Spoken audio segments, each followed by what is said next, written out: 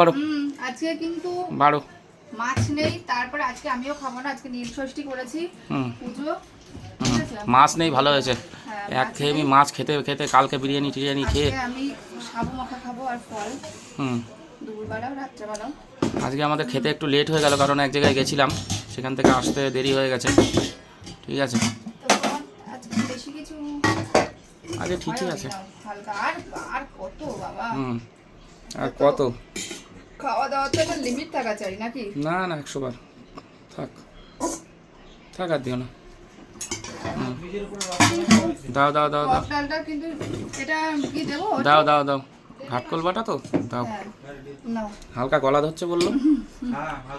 ঠিক আছে, এটা কি পটল ভাজা, বেগুন ভাজা, পটল ভাজা, বাহ। আর তারপরে রয়েছে দাঁড়াও, তারপরে কি? আম দিয়ে একদম পাতলা করে টক ডাল, বাহ দিয়ে দাও।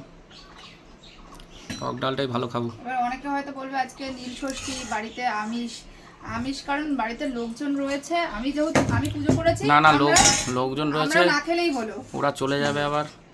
আর এই যে আন্ডা কারি আজকে, আন্ডা কারি। সানডে হইয়া মানডে রোজ খাও আন্ডে। আমাদের তো আন্ডা সেরকম খাওয়া হয় না। বাহ, তাহলে টক ডাল, পটল ভাজা, বেগুন ভাজা, ঘাটকল বাটা আর ডিমের কারি।